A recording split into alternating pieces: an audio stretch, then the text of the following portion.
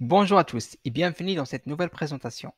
Aujourd'hui, on va parler des 7 principes de test logiciel. Ces principes, c'est du bon sens et souvent vous les appliquez sans le savoir. Vous êtes prêts? Allons-y pour les découvrir. Premier principe consiste à dire que les tests montrent la présence de défauts. Mais attention, ils ne prouvent pas leur absence. Si on prend la métaphore de la chasse aux champignons, cela revient à dire que ce n'est pas parce que nous n'avons pas trouvé de champignons qu'il n'y en a pas. Les tests, c'est la même chose. Ils vont vérifier certains scénarios et peuvent uniquement montrer si les défauts sont présents dans ces scénarios. Du coup, le fait de dire que les tests montrent la présence de défauts est une information nécessaire mais pas suffisante. Nécessaire parce que ces défauts mis en évidence par les activités du test pourront être corrigés, ce qui contribue à améliorer la qualité du logiciel. Ainsi, les tests réduisent la probabilité que des défauts restent cachés. Mais cette information n'est pas suffisante parce que les résultats de tests positifs, c'est-à-dire aucun défaut n'est découvert, ce n'est pas un synonyme de zéro défaut. Principe 2, les tests exhaustifs sont impossibles.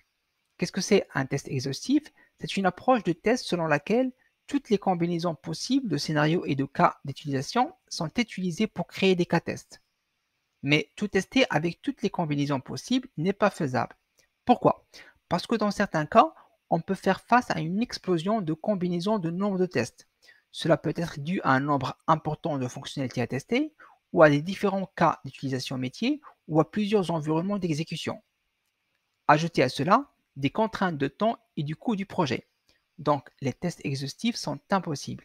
Quel que soit le nombre de scénarios ou combinaisons que vous avez pu tester, il y en aura toujours d'autres. Bref, il faudra mieux concentrer l'effort de test sur les cas d'utilisation les plus prioritaires et critiques de votre produit. Et cela peut se faire avec un plan de test où nous définissons quoi tester, avec quel objectif et avec quels moyens. Passons au troisième principe qui consiste à dire qu'il faut tester tôt. Tester tôt permet de découvrir et de supprimer les défauts au plus tôt dans le cycle de développement logiciel. Car de nombreux défauts pourraient être introduits très tôt dans un logiciel et cela dès la phase de la rédaction des specs. Puis, il faut savoir que le fait de découvrir tôt ces défauts va empêcher leur propagation et leur multiplication dans les phases ultérieures du projet. Un point très important, c'est le coût de correction des défauts, qui augmente avec le temps. Plus on tarde à trouver un défaut, plus ça nous coûte cher. Un défaut trouvé par le client coûte beaucoup plus cher qu'un défaut trouvé pendant la phase de développement par un testeur. Donc, l'objectif de tester tôt est de réduire au maximum le temps qui s'écoule entre l'introduction d'un défaut et sa détection. Le quatrième principe est le regroupement des défauts. On dit souvent que les défauts, c'est comme les cochons, ils se regroupent. Ce n'est pas une science exacte, mais souvent les défauts sont localisés en majorité dans les mêmes modules ou applications. En effet, un petit nombre de modules contient généralement la majorité des défauts détectés. Donc l'effort de test devrait être fixé proportionnellement à la densité des défauts constatés dans les différents modules et applications. Cela peut se traduire 1. En ciblant l'effort de test au démarrage du projet sur la base de bilans des projets similaires ou de versions précédentes et sur la base également de l'expérience développeurs et testeurs. 2. En ciblant l'effort de test pendant la phase d'exécution de test afin d'exécuter en priorité les tests portant sur les modules ou applications qui risquent de représenter le plus de bugs. Principe 5, le paradoxe du pesticide. Le pesticide, comme vous le savez, ne tue pas tous les insectes. Le même principe pourrait s'appliquer aux tests logiciels. Après plusieurs applications, le pesticide ne tue plus les insectes qui sont devenus résistants. Pareil, si les mêmes tests sont répétés de nombreuses fois, il arrivera que le même ensemble des cas de tests ne trouvera plus de nouveaux défauts.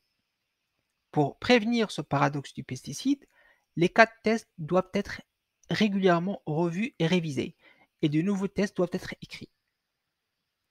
Le sixième principe est que les tests dépendent du contexte. En effet, les tests sont effectués différemment dans des contextes différents, donc ils doivent être adaptés à ces différents contextes. D'abord, il y a le contexte d'utilisation métier du logiciel. Par exemple, les logiciels de sécurité critique, comme dans l'aéronautique ou le nucléaire, seront testés différemment d'un site e-commerce, parce que la criticité de l'utilisation métier n'est pas la même. Puis, il y a le contexte d'exécution du logiciel. Par exemple, dans quel environnement doit-il fonctionner? Sur quelle plateforme, matériel et logiciel? Et enfin, les tests dépendent du contexte du projet. Il faudra analyser quelles sont les contraintes du temps du projet, quelles sont les contraintes du budget, quel est le mode de développement. Par exemple, le test dans un projet agile est effectué différemment du test dans un projet classique cycle en V. Pour finir, le dernier principe s'appelle l'illusion de l'absence d'erreur. Ce principe est celui qui définit le plus le rôle et l'intérêt d'avoir un testeur qui comprend le besoin réel de l'utilisateur final. En effet, le fait de ne pas avoir de défaut dans les campagnes de test ne signifie pas que le logiciel est de qualité.